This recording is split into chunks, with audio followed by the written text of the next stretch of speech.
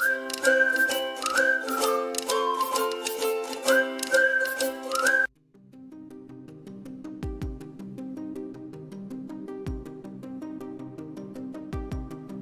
बार की बात है, एक हलचल भरे शहर में दो व्यक्ति थे, माया और रोहन, जो एक ही कार्यालय में काम करते थे, लेकिन उन्होंने कभी एक दूसरे से बात नहीं की थी। उनके रास्ते रोज मिलते थे, फिर भी चेहरों के समंदर में वे अजनबी बने रहे। उन्हें क्या पता था कि नियति ने उनके लिए एक अनोखी योजना बनाई थी। विस्तार पर नजर रखने वाली ग्राफिक डिजाइनर माया ने अपने दिन रचनात्मकता में डूबे हुए बिताए। दूसरी ओर रोहन एक सॉफ्टवेयर डेवलपर था, जो कोडिंग और समस्या समाधान के लिए समर्पित था। उनके डेस्क बस कुछ फीट की दूरी पर थे, फिर भी उन्होंने कभी एक शब्द का भी आदान प्रदान नहीं किया। एक दिन कार्यालय ने एक टीम निर्माण कार्यक्रम का आयोजन किया। सुरम्य पहाड़ियों में एक सप्ताहांत विश्राम।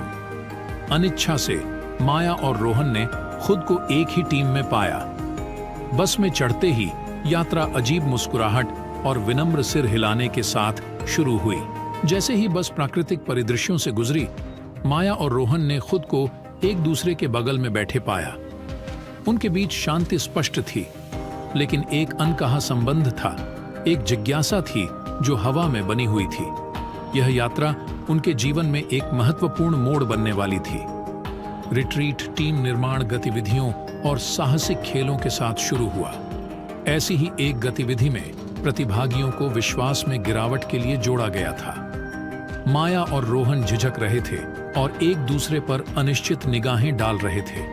आखिरकार उन्होंने एक साथ विश्वास की छलांग लगाने का फैसला किया। जैसे ही माया पीछे की ओर गिरी, रोहन ने सहज ही उसे पकड़ लिया और उसी क्षण कुछ बदल गया। सूक्ष्म स्पर्श ने एक चिंगारी पैदा की और एक अदृश्य धागा उनके बीच अपना रास्ता बुनता हुआ प्रतीत हुआ। हालांकि इसे स्वीकार करने के बजाय वे इस नए कनेक्शन का पता लगाने से डरते हुए अपने गोले में पीछे हट गए। उस रात तारों की झांप के नीचे समूह अलाव के चारों ओर इकट्ठा हुआ।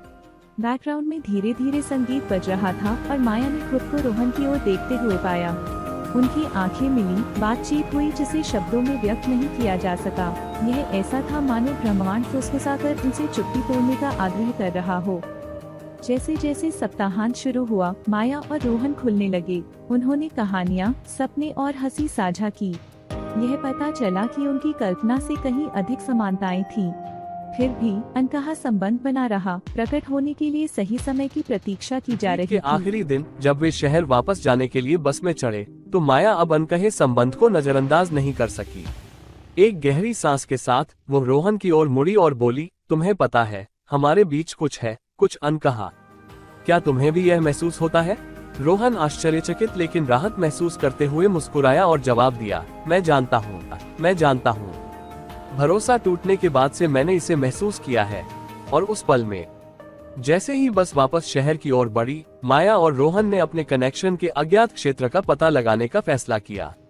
उन्हें क्या पता था कि अनकहा जल्द ही एक खूबसूरत संवाद बन जाएगा, जो अजनबियों को जीवन के सफर में साथी बना देगा।